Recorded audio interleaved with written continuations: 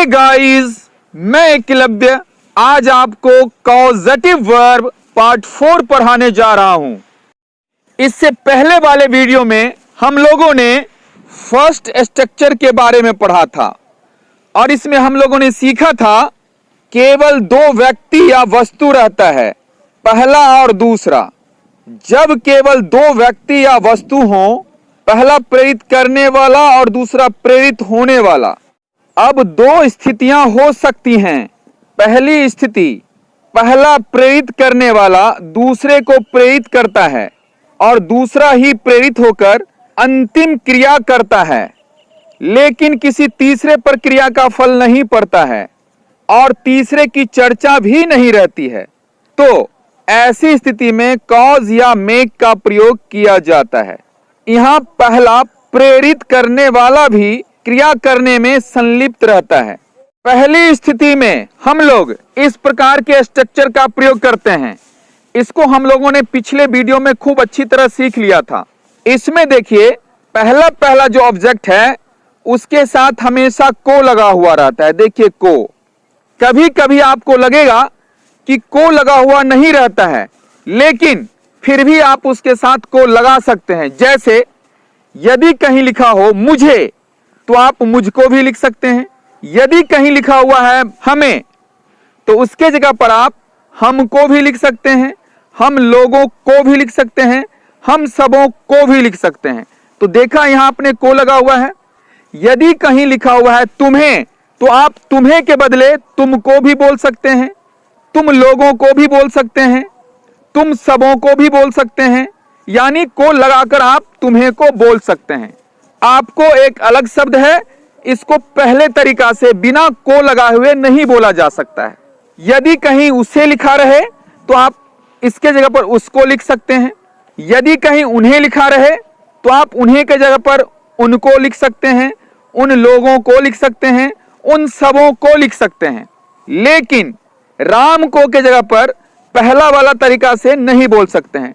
सीता को के जगह पर आप पहला वाला तरीका से नहीं बोल सकते हैं। यहां हम लोगों ने देखा मुझे को आप दो तरीका से बोल सकते हैं, हमें को आप दो तीन तरीका से बोल सकते हैं, तुम्हें को आप दो तीन चार तरीका से बोल सकते हैं, उसे को भी दो तरीका से बोल सकते हैं, उन्हें को भी दो तीन तरीका से बोल सकते हैं। लेकिन आपको को एक ही तरीका से बोल सकते हैं, राम को या सीता को भी आप एक ही तरीका से बोल सकते हैं। यानी हर में भले ही को रहे या न रहे, आप को लगाकर बोल सकते हैं। इस चीज को आप खूब अच्छी तरह समझ लीजिए। पहली स्थिति में हम लोगों ने कुछ वाक्यों का अनुवाद सभी टेंसों में करना सीख लिया है और टेंस से बाहर भी अनुवाद करना सीख लिया है। अब दूसरी स्थिति देखें। पहला प्रेरित करने वाला दूसरे को प्रेरित करता है और दूसरा ही प्रेरित होकर अंतिम क्रिया करता है। यहां क्रिया का फल तीसरे वस्तु पर पड़ता है, लेकिन वह छिपा हुआ रहता है। तो ऐसी स्थिति में भी कॉज या मेक का प्रयोग किया जाता है। यहां तीसरा वस्तु रहता है, व्यक्ति नहीं। यहां भी पहला प्रेरित करने वाला क्रिया करने में संलिप्त रहता है। पहली स्थिति में हम लोगों ने देखा था किसी भी तीसरे व्यक्ति या तीसरे वस्तु का अता पता नहीं रहता है, लेकिन इस दूसरी स्थिति में हम लोग देख रहे हैं कि तीसरे वस्तु का अता पता रहता है, वह छिपा हुआ रहता है। तीसरा हमेशा वस्तु रहता है, व्यक्ति नहीं। इस बात का ध्यान रखें। और यहां भी पहला प्रेरित करने वाला या पहला भड़काने वाला क्रिया करने में संलिप्त रहता है। दूसरी स्थिति में भी हम लोग पहला स्ट्रक्चर का ही प्रयोग करते हैं, लेकिन एक बात का आप यहां ध्यान रखें। पहली स्थिति में भी पहला व्यक्ति ही जो प्रेरित करता है, जो भड़काता है, जो उकसाता है, वह क्रिया करने में संलिप्त रहता है। और इस दूसरी स्थिति में भी पहला व्यक्ति जो भड़काता है, जो उकसाता है, जो प्रेरित करता है या जो आदेश देता है, वह भी क्रिया करने में संलिप्त रहता है। और पहली स्थिति में भी और इस दूसरी स्थिति में भी पहला ऑब्जेक्ट के साथ आप को लगाकर बोल सकते हैं, भले ही उसमें को लगा हुआ हो या न हो। इसको मैंने अभी कुछ देर पहले ही आपको समझाया है। जैसे यदि मुझसे लिखा हुआ हो तो आप मुझको बोल सकते हैं, यदि हमें लिखा हुआ हो तो आप हमको बोल सकते हैं। इसी प्रकार आप अन्य ऑब्जेक्टों में भी दोनों ही स्थिति में को लगा सकते हैं। यह इस स्ट्रक्चर की बहुत बड़ी विशेषता है कि पहला पहला ऑब्जेक्ट के साथ आप को लगाकर बोल सकते हैं। दूसरी स्थिति पर आधारित कुछ वाक्यों का अनुवाद हम लोग पहले स्ट्रक्चर पर ही करेंगे। इसमें एक या दो वाक्यों को देखें। नंबर 1, आप मुझको समझाते हैं या आप मुझे समझाते हैं। यहां दो व्यक्ति है, भड़काने वाला और भड़कने वाला। यहां देखिए तीसरा वस्तु छिपा हुआ है। आप मुझको समझाते हैं या आप मुझे समझाते हैं। क्या समझाते हैं? तो कोई बात यहां छिपा हुआ है। इसका भी हम लोग पहले स्ट्रक्चर पर ही अनुवाद करेंगे। तो देखिए इसका अंग्रेजी में अनुवाद होता है यू मेक मी अंडरस्टैंड या you cause me to understand. एक दूसरा सेंटेंस देखें, आप मुझको लिखवाते हैं या आप मुझे लिखवाते हैं। आप मुझको क्या लिखवाते हैं? कोई पत्र लिखवाते हैं या कोई लेख लिखवाते हैं। यहां पत्र या लेख छिपा हुआ है, यानी यहां दो ही व्यक्ति है, भड़काने वाला आप और भड़कने वाला मुझको। और इसको अंग्रेजी में बोला जाता है यू मेक मी राइट या you cause me to write. यहां ध्यान रखें, पहला सेंटेंस में आप भी क्रिया करने में संलिप्त है और दूसरा सेंटेंस में भी आप भी क्रिया करने में संलिप्त है। इस पार्ट में हम लोग सेकंड स्ट्रक्चर का प्रयोग करना सीखेंगे। दो व्यक्ति या वस्तु प्रकट रहता है, तीसरा छिपा हुआ रहता है। पहला और दूसरा यहां प्रकट रहता है।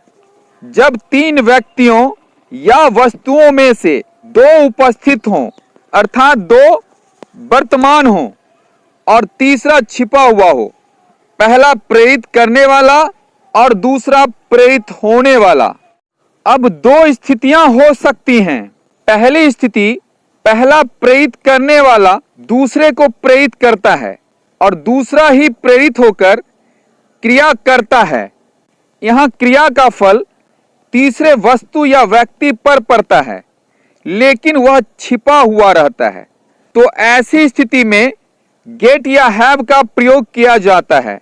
मेक के जगह पर हैव का और कॉज के जगह पर गेट का प्रयोग किया जाता है। यहां के द्वारा या से का अंग्रेजी बाय नहीं होता है। यहां तीसरा वस्तु या व्यक्ति कोई भी रह सकता है। यहां पहला प्रेरित करने वाला या पहला भड़काने वाला या पहला उकसाने वाला क्रिया करने में संलिप्त नहीं रहता है। पहली स्थिति में हम लोग इस दूसरे स्ट्रक्चर का प्रयोग करते हैं। इस दूसरे स्ट्रक्चर को आप लोग गौर से देखें। इसके बारे में हम लोगों ने पिछले दो पार्ट में विस्तार से पढ़ा है और आप थोड़ा पीछे जाकर याद करने की कोशिश करें। जब हम लोग पहला पहला स्ट्रक्चर का प्रयोग करते हैं तो दोनों स्थिति में हम लोग हमेशा पहला पहला ऑब्जेक्ट के साथ को लगाकर बोलते हैं। यदि को नहीं भी लगा हुआ है तो हम लोग वहां को लगा सकते हैं। लेकिन इस दूसरे स्ट्रक्चर में हम लोग देखें, पहला पहला ऑब्जेक्ट के साथ हमेशा से लगाकर बोला जाता है या के द्वारा लगाकर बोला जाता है। तो पहला स्ट्रक्चर में और इस स्ट्रक्चर में यह बहुत बड़ा अंतर है। और पहला स्ट्रक्चर में हमेशा पहला भड़काने वाला भी क्रिया करने में संलिप्त रहता है, लेकिन जब हम इस दूसरे स्ट्रक्चर का प्रयोग करते हैं तो पहला भड़काने वाला या पहला प्रेरित करने वाला क्रिया करने में संलिप्त नहीं रहता है। इस बात को आप हमेशा याद रखें। अब दूसरे स्ट्रक्चर पर आधारित पहली स्थिति में कुछ वाक्यों को देखें। पहला वाक्य, डायरेक्टर महोदय मुझसे पिटवाते हैं। यहां दो स्थितियां हो सकती हैं। डायरेक्टर महोदय मुझसे किसी तीसरे व्यक्ति को पिटवाते हैं, वह तीसरा व्यक्ति यहां छिपा हुआ है। या डायरेक्टर महोदय मुझसे किसी वस्तु को पिटवाते हैं, यानी डायरेक्टर महोदय मेरे हाथ में डंडा दे देते हैं और कहते हैं किसी बक्सा पर पीटो या किसी वस्तु पर पीटो या किसी बिछावन पर पीटो, यानी यहां तीसरा वस्तु भी हो सकता है। तो हम लोगों ने देखा यहां कि इस सेंटेंस में तीसरा व्यक्ति या तीसरा वस्तु छिपा हुआ है। तीन व्यक्तियों में से दो हैं, एक आदेश देने वाला और दूसरा आदेश पाने वाला, लेकिन तीसरा व्यक्ति या तीसरा वस्तु छिपा हुआ है। इसको अंग्रेजी में बोला जाता है director sir gets me to beat या director sir has me beat. यहां आपने देखा कि काउज के जगह पर गेट्स आ गया है और मेक के जगह पर हैज आ गया है। अब एक दूसरा सेंटेंस देखें, आप मुझसे लिखवाते हैं। यहां भी दो स्थितियां हो सकती हैं, आप मुझसे कोई पत्र लिखवाते हैं या आप मुझसे कोई लेख लिखवाते हैं। यहां तीसरा वस्तु पत्र या लेख छिपा हुआ है। दूसरी स्थिति हो सकती है, आप मुझसे मोहन को लिखवाते हैं या आप मुझसे किसी तीसरे व्यक्ति को कुछ लिखवाते हैं, यानी तीसरा व्यक्ति यहां छिपा हुआ है। तीन व्यक्तियों में से दो हैं, एक आदेश देने वाला और दूसरा आदेश पाने वाला। यहां तीसरा व्यक्ति या तीसरा वस्तु छिपा हुआ है। यहां तीसरा व्यक्ति भी हो सकता है और तीसरा वस्तु भी हो सकता है।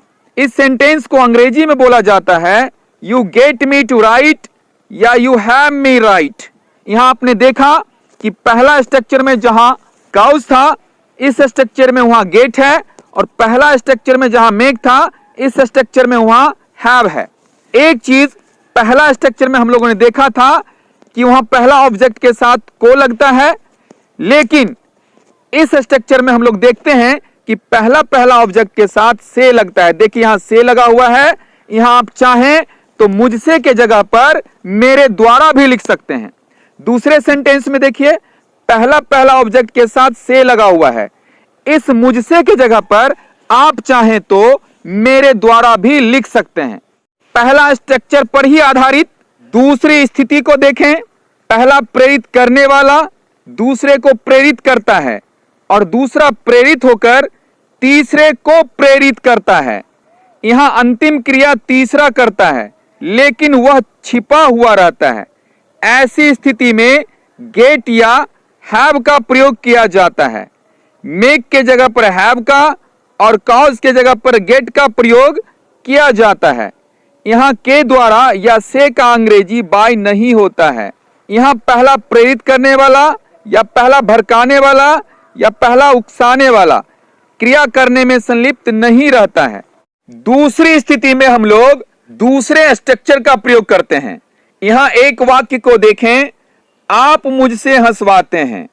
यहां आप आदेश देने वाला है और आप किसको आदेश देता है? मुझसे को आदेश देता है, यानी यहां आप प्रेरणा देने वाला है, यहां आप भड़काने वाला है और मुझसे भड़कने वाला है। और मुझसे भड़क कर यहां क्रिया नहीं करता है। यहां मुझसे भड़कने के बाद किसी तीसरे को भड़काता है और तीसरा भड़क कर क्रिया करता है, और वह तीसरा व्यक्ति यहां छिपा हुआ है, यहां मौजूद नहीं है। तीन व्यक्ति में से दो है, एक आदेश देने वाला और दूसरा आदेश पाने वाला। तीसरा व्यक्ति जिसको दूसरा भड़काता है और अंतिम क्रिया करता है, वह तीसरा व्यक्ति यहां छिपा हुआ है। इस प्रकार के हिंदी वाक्यों का अनुवाद अंग्रेजी में हम लोग करते हैं यू हैव मी लाफ या you get me to laugh. पहला स्ट्रक्चर में जहां मेक का प्रयोग हुआ था, यहां हम लोग हैव का प्रयोग करते हैं, और पहला स्ट्रक्चर में जहां काउज का प्रयोग हुआ था, यहां हम लोग गेट का प्रयोग करते हैं। एक बात यहां और याद रखें, और यह बहुत ही ध्यान देने वाली बात है, बहुत ही गौर करने वाली बात है, और इस बात पर आपको बहुत बहुत अधिक ध्यान देना चाहिए। यह सेंटेंस आप मुझसे हंसवाते हैं जब हिंदी भाषी बोलते हैं, और जब हिंदी भाषी इस वाक्य को बोलते हैं तो उनके मुझसे का अर्थ यदि मुझको हो, यानी वह बोलना चाहते हैं आप मुझको हंसवाते हैं, तब यहां हम फर्स्ट स्ट्रक्चर का प्रयोग करेंगे, यानी यहां हम मेक या कॉज का प्रयोग करेंगे। लेकिन जब इस सेंटेंस का अर्थ हिंदी भाषी बोलते समय यह लगाते हो आप मेरे द्वारा हंसवाते हैं, तब इस वाक्य का अनुवाद हम लोग अंग्रेजी में इस दूसरे स्ट्रक्चर से करेंगे। तो याद रखें आप, इस सेंटेंस में पहला ऑब्जेक्ट के जगह पर यानी मुझसे के जगह पर यदि आप को लगाकर बोल सकते हैं तो पहला स्ट्रक्चर का प्रयोग करेंगे। यदि आप इस मुझसे के जगह पर मेरे द्वारा यानी के द्वारा लगाकर बोल सकते हैं, उस अवस्था में ही हम लोग इस दूसरे स्ट्रक्चर का प्रयोग करेंगे। यह बहुत बहुत ध्यान देने योग्य बातें हैं, यह बहुत बहुत गौर करने वाली बात है। इस अंतर को आप जरूर ही समझने की कोशिश करें। दूसरे स्ट्रक्चर के बारे में हम लोग विस्तार से अध्ययन करेंगे, उससे पहले हम लोग कुछ बातों को देखें। जब हम लोग कॉजेटिव वर्ब्स का प्रयोग करते हैं तो हमारे हिंदी के विद्वान अंग्रेजी के विद्वान से बहुत पीछे हैं। हमारे हिंदी में बहुत अधिक कंफ्यूजन है, बहुत अधिक भ्रम की स्थिति है, लेकिन अंग्रेजी में भ्रम की स्थिति नहीं है। अब हम लोग देखें कि कैसे हमारे हिंदी में भ्रम की स्थिति है, कंफ्यूजन की स्थिति है। नंबर 1 सेंटेंस को देखें, तुम मुझसे हंसवाते हो। हिंदी में इसका 2 अर्थ होगा। बोलने वाले 2 अर्थों में बोल सकते हैं। आपको समझना है इसको संदर्भ के अनुसार या बातचीत में वह बोलना क्या चाहते हैं, उस समय और परिस्थिति पर निर्भर करता है कि इसका क्या अर्थ होगा। इस सेंटेंस का 2 अर्थ निकलता है हिंदी में, उस दोनों अर्थ को समझने की कोशिश करें। इसका पहला अर्थ यह भी हो सकता है, तुम उसे हंसाते हो और वह खुद हंसता है। यदि ऐसा अर्थ होगा तो हम लोग फर्स्ट स्ट्रक्चर का प्रयोग करेंगे। लेकिन इसका एक दूसरा भी अर्थ हो सकता है, हिंदी बोलने वाले इसका दूसरा अर्थ भी लगा सकते हैं, तुम मुझसे किसी तीसरे को हंसवाते हो, वह खुद नहीं हंसता है। इस अर्थ में हम लोग जब अंग्रेजी बोलेंगे तो अंग्रेजी में हम सेकंड स्ट्रक्चर का प्रयोग करेंगे। पहला अर्थ में तुम उससे हंसवाते हो को आप तुम उसको हंसवाते हो बोल सकते हैं, लेकिन दूसरे अर्थ में हम लोग तुम उससे हंसवाते हो को आप लोग बोल सकते हैं तुम उसके द्वारा हंसवाते हो। यानी पहला अर्थ में आप उससे के जगह पर को भी लगा सकते हैं और दूसरा अर्थ में आप उससे के जगह पर उसके द्वारा लगा सकते हैं। यहां हम लोगों ने देखा कि हिंदी में तो कंफ्यूजन है, लेकिन अंग्रेजी में देखिए दोनों अर्थ के लिए अलग अलग स्ट्रक्चर है। अंग्रेजी में कोई कंफ्यूजन नहीं है, लेकिन हिंदी में इसी सेंटेंस का हिंदी भाषी लोग 2 अर्थ लगाते हैं। दूसरा सेंटेंस देखें, वह तुमसे दौड़वाता है। हिंदी भाषी लोग इसका हिंदी में 2 अर्थ लगा सकते हैं। यह बातचीत पर निर्भर करता है और यह संदर्भ पर निर्भर करता है। इसका पहला अर्थ हो सकता है वह तुमसे दौड़वाता है और तुम खुद दौड़ते हो। इस अवस्था में हम लोग बोल सकते हैं वह तुमको दौड़वाता है, और इसका जब अंग्रेजी में अनुवाद करते हैं तो हम लोग फर्स्ट स्ट्रक्चर का प्रयोग करते हैं। लेकिन जब हिंदी भाषी इसका दूसरा अर्थ लगाते हैं वह तुमसे किसी तीसरे को दौड़वाता है, तुम खुद नहीं दौड़ते हो। यानी इसमें हम तुमसे के जगह पर तुम्हारे द्वारा लगा सकते हैं। इस स्थिति में जब हम इसका अंग्रेजी में अनुवाद करते हैं तो हम इसमें सेकंड स्ट्रक्चर का प्रयोग करते हैं। एक तीसरा सेंटेंस देखें, वह तुमसे गाली पढ़वाता है या वह तुमसे गाली दिलवाता है। हिंदी भाषी जब इस सेंटेंस को बोलते हैं तो वह बातचीत के क्रम में या संदर्भ के अनुसार इसका 2 अर्थ लगाते हैं। पहला अर्थ, वह तुमसे गाली पढ़वाता है और तुम खुद अपने को ही गाली पढ़ते हो। यदि यह पहला अर्थ हो इस सेंटेंस का तो अंग्रेजी में अनुवाद करने वक्त हम लोग फर्स्ट स्ट्रक्चर का प्रयोग करेंगे, और इस अवस्था में हम लोग तुमसे के जगह पर तुमको बोल सकते हैं, यानी वह तुमको गाली पढ़वाता है। यदि इसका यह पहला अर्थ होगा तो हिंदी में हम तुमसे के जगह पर तुमको ही हो सकता है, यानी वह तुमको ही गाली पढ़वाता है, यह तुमसे खुद को गाली दिलवाता है। इसी सेंटेंस का हिंदी में एक दूसरा अर्थ भी हो सकता है, वह तुमसे किसी तीसरे को गाली पढ़वाता है, तुम खुद को गाली नहीं पढ़ता है। यदि इसका ऐसा अर्थ होगा तो हम लोग अंग्रेजी में इसका अनुवाद करने वक्त सेकंड स्ट्रक्चर का प्रयोग करेंगे, और तब हिंदी में हम ऐसा भी बोल सकते हैं, वह तुम्हारे द्वारा गाली पढ़वाता है किसी तीसरे व्यक्ति को। यहां एक बात ध्यान रखें, हमारे हिंदी भाषी लोग हिंदी बोलते वक्त एक ही सेंटेंस का दो अर्थ लगाते हैं, और यह दो अर्थ बातचीत पर निर्भर करता है और बातचीत के संदर्भ पर निर्भर करता है। इसीलिए मैं कहता हूं कॉजेटिव वर्ब का प्रयोग करने वक्त हमारे हिंदी भाषी के विद्वान अंग्रेजी के विद्वानों से बहुत पीछे हैं और अंग्रेजी के विद्वान हमारे हिंदी के विद्वानों से बहुत आगे हैं। अब हम पहली स्थिति में आने वाले वाक्यों का और दूसरी स्थिति में आने वाले वाक्यों का अनुवाद अंग्रेजी में सभी टेंसों में करना सीखें। तो सबसे पहले इस प्रकार के वाक्यों का प्रेजेंट सिंपल में अनुवाद करना सीखते हैं। हम लोग पहले सेंटेंस को लें, मैं उससे पिटवाता हूं।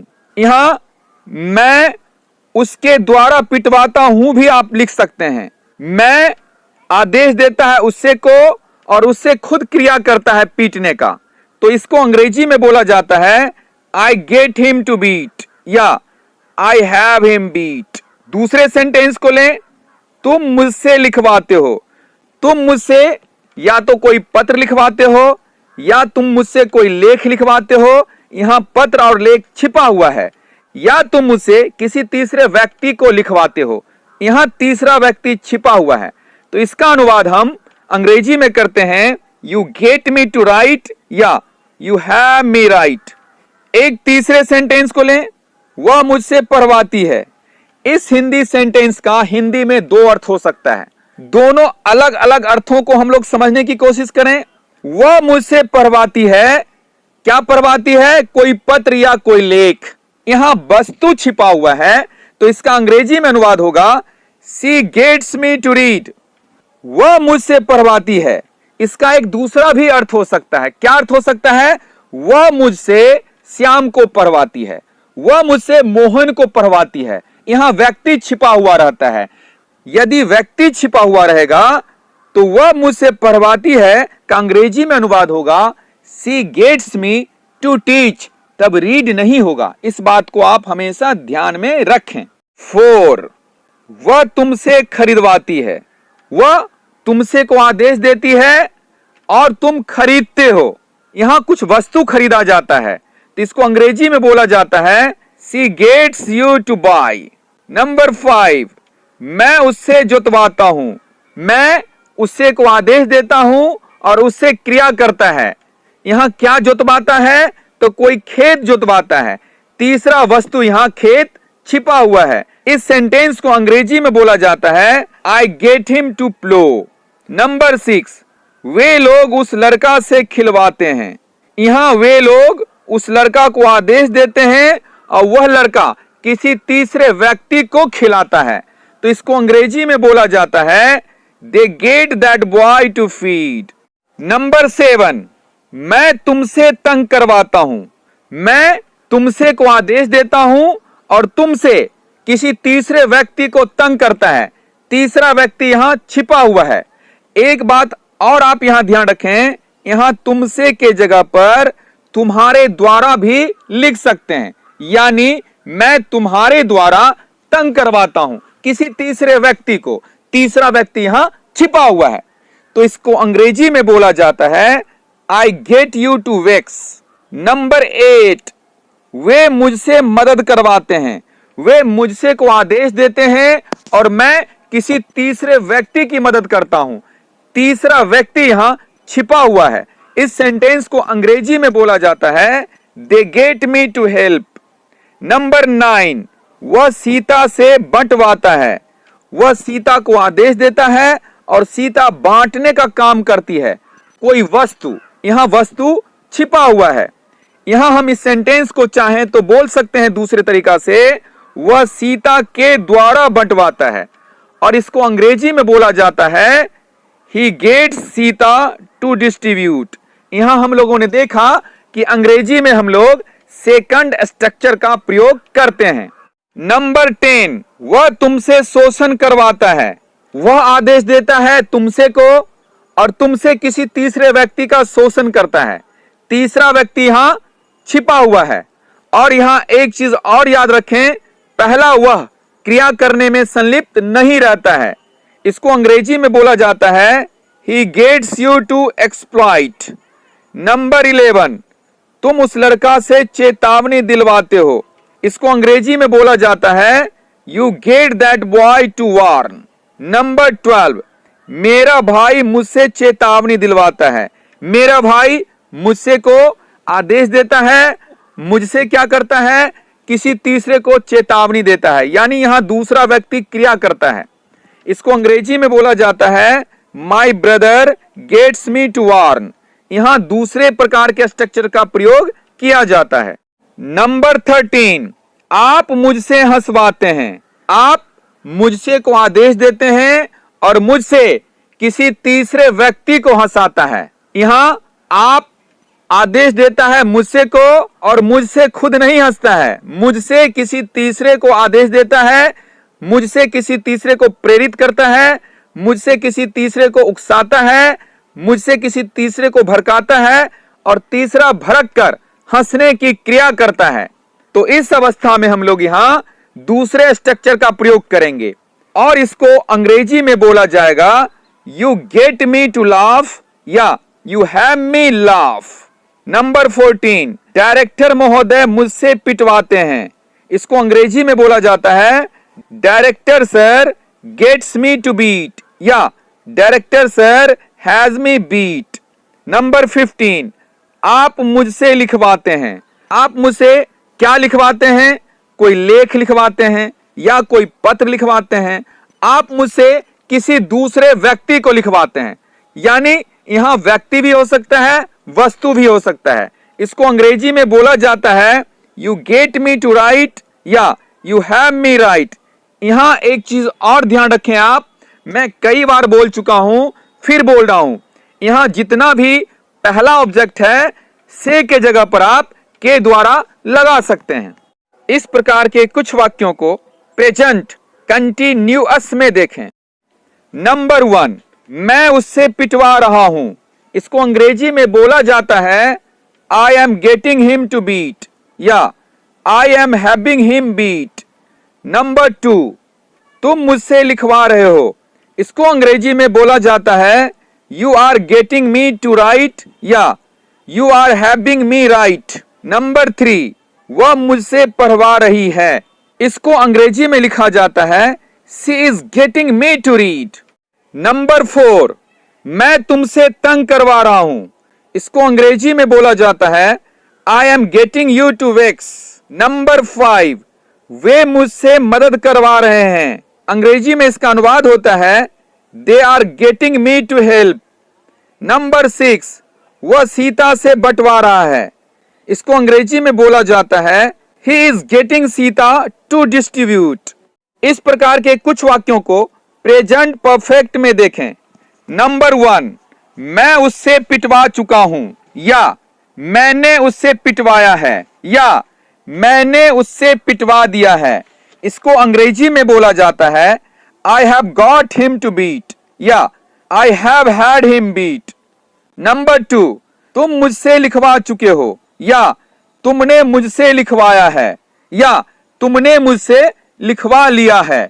इसको अंग्रेजी में बोला जाता है you have got me to write या you have had me right.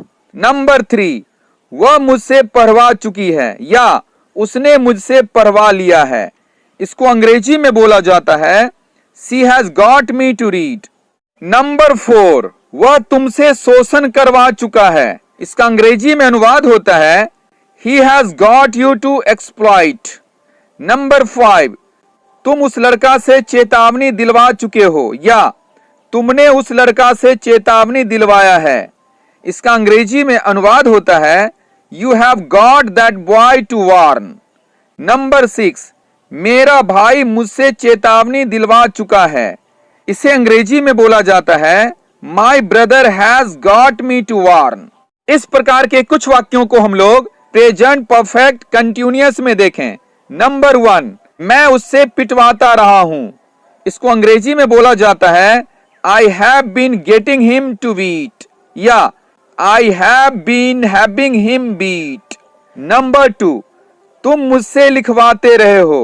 इसको अंग्रेजी में बोला जाता है you have been getting me to write या you have been having me write. नंबर 3, वह मुझसे पढ़वाती रही है। इसका अंग्रेजी में अनुवाद होता है she has been getting me to read. Number 4, मैं तुमसे सुबह से तंग करवा रहा हूं। इसको अंग्रेजी में बोला जाता है I have been getting you to wake since morning. Number 5, वे मुझसे 10 दिनों से मदद करवा रहे हैं। They have been getting me to help for 10 days। Number 6, वह 2 वर्षों से सीता से बंटवा रहा है। इसको अंग्रेजी में बोला जाता है he has been getting Sita to distribute for 2 years। Past simple में कुछ वाक्यों को देखें। नंबर 1, मैंने उससे पिटवाया। इसको अंग्रेजी में बोला जाता है I got him to beat या आई हैड हिम बीट। नंबर 2, तुमने मुझसे लिखवाया। इसको अंग्रेजी में बोला जाता है you got me to write या यू हैड मी राइट। नंबर 3, उसने मुझसे पढ़वाया। इसको अंग्रेजी में बोला जाता है she got me to read. Number 4, उसने तुमसे शोषण करवाया। इसको अंग्रेज लोग बोलते हैं he got you to exploit।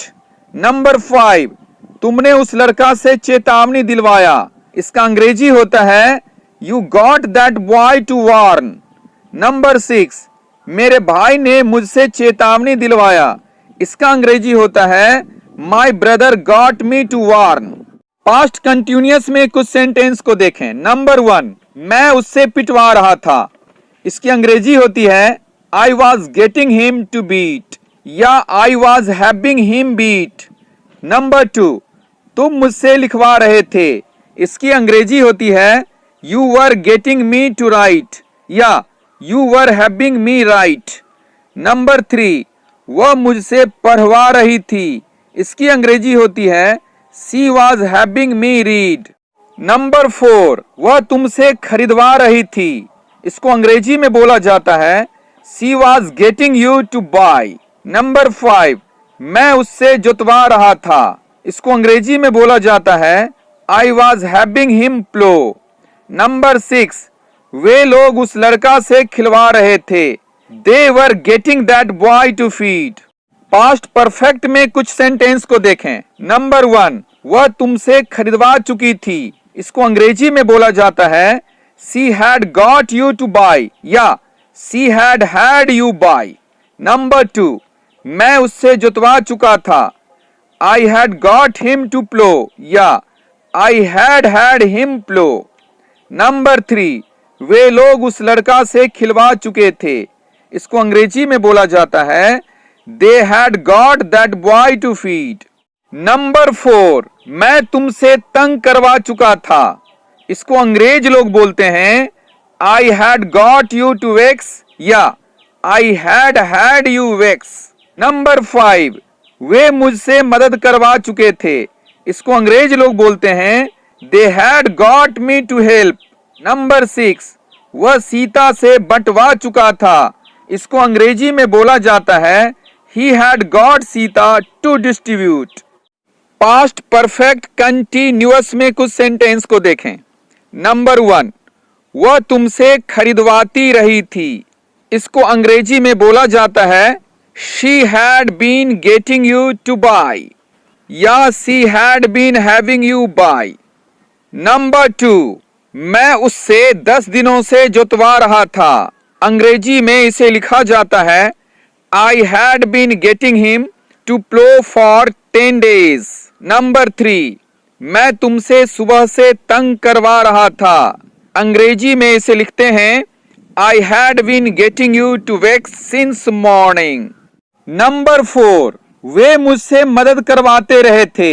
इसको अंग्रेजी में बोला जाता है They had been getting me to help। Number 5, वह सीता से बंटवाता रहा था। इसकी अंग्रेजी होती है He had been getting Sita to distribute। Number 6, वह तुमसे शोषण करवाता रहा था।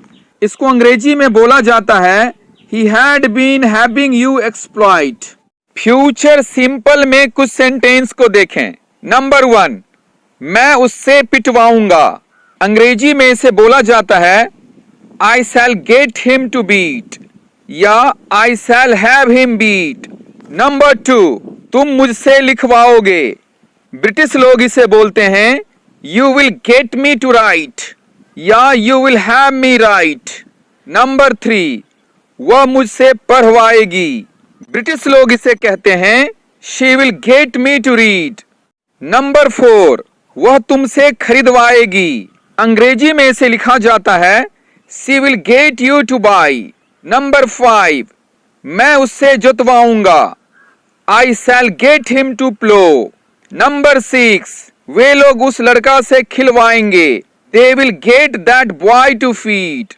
फ्यूचर कंटिन्यूअस में कुछ सेंटेंस को देखें। नंबर 1, मैं उससे पिटवाता रहूंगा। I shall be getting him to beat या I shall be having him beat। Number 2, तुम मुझसे लिखवाते रहोगे। अंग्रेजी में इसे लिखते हैं You will be getting me to write या You will be having me write। Number 3, वह मुझसे पढ़वाती रहेगी। She will be getting me to read। Future perfect में कुछ सेंटेंस को देखें। नंबर 1, मैं तुमसे तंग करवा चुकूंगा या मैं तुमसे तंग करवा चुका रहूंगा। इसको अंग्रेजी में बोला जाता है I shall have got you to vex या I shall have got you vex। Number 2, वे मुझसे मदद करवा चुकेंगे या वे मुझसे मदद करवा चुके रहेंगे। इसको अंग्रेजी में बोला जाता है They will have got me to help। Number 3, वह सीता से बंटवा चुकेगा या वह सीता से बंटवा चुका रहेगा। इसको अंग्रेजी में बोला जाता है He will have got Sita to distribute। Number 4, वह तुमसे शोषण करवा चुकेगा या वह तुमसे शोषण करवा चुका रहेगा। इसकी अंग्रेजी होती है He will have got you to exploit। Number 5, तुम उस लड़का से चेतावनी दिलवा चुकोगे या तुम उस लड़का से चेतावनी दिलवा चुके रहोगे। इसकी अंग्रेजी होती है You will have got that boy to warn। Number 6, मेरा भाई मुझसे चेतावनी दिलवा चुकेगा या मेरा भाई मुझसे चेतावनी दिलवा चुका रहेगा।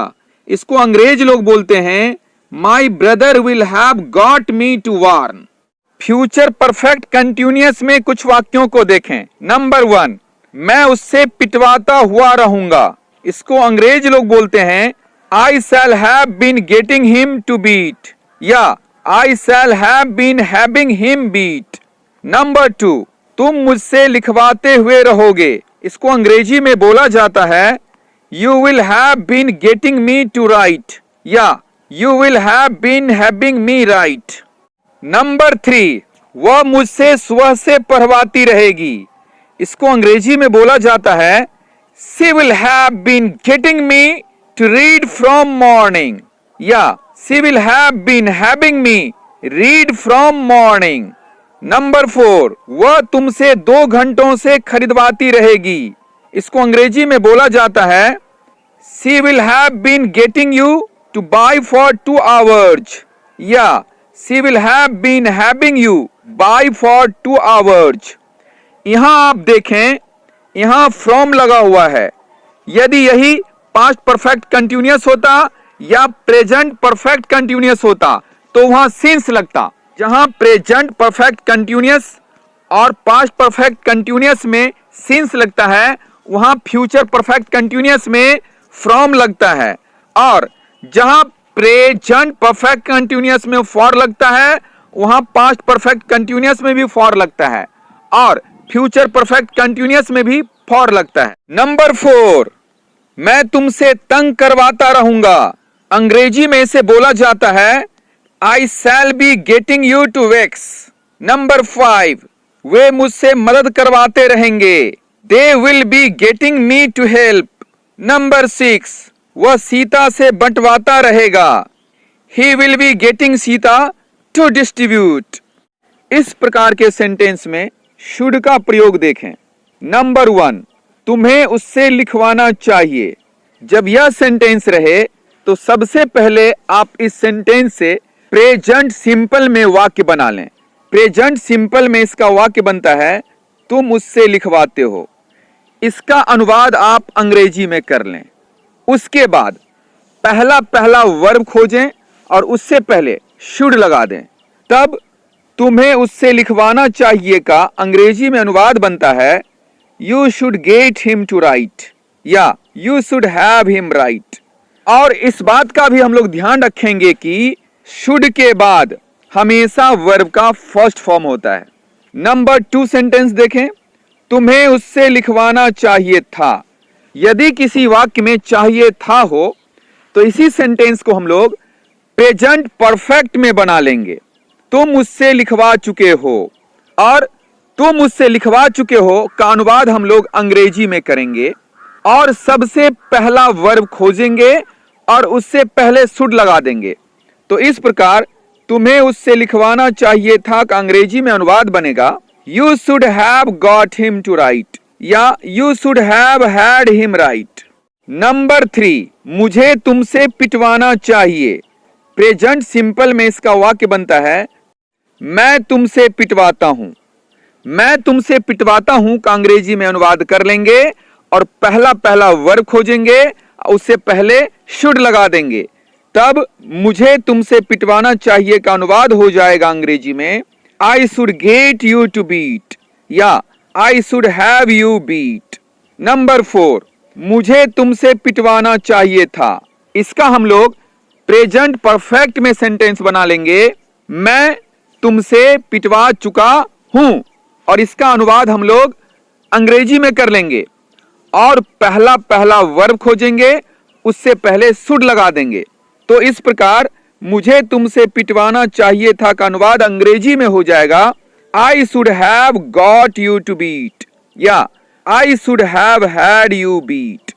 इस प्रकार के सेंटेंस में कैन का प्रयोग सीखें। नंबर 1, मैं उससे चेतावनी दिलवा सकता हूं। प्रेजेंट सिंपल में इसका सेंटेंस बनेगा मैं उससे चेतावनी दिलवाता हूं। मैं उससे चेतावनी दिलवाता हूं का अंग्रेजी में अनुवाद कर लेंगे और पहला वर्ब खोजेंगे, पहला वर्ब से पहले हम लोग कैन लगा देंगे। तो इस प्रकार मैं उससे चेतावनी दिलवा सकता हूं का अनुवाद अंग्रेजी में बनेगा I can get him to warn या I can have him warn. दूसरा सेंटेंस देखें, हम लोग उससे पिटवा सकते हैं। इसको प्रेजेंट सिंपल में हम लोग बनाएंगे हम लोग उससे पिटवाते हैं। हम लोग उससे पिटवाते हैं का अंग्रेजी में अनुवाद कर लेंगे और पहला वर्ब खोजेंगे, उससे पहले कैन लगा देंगे।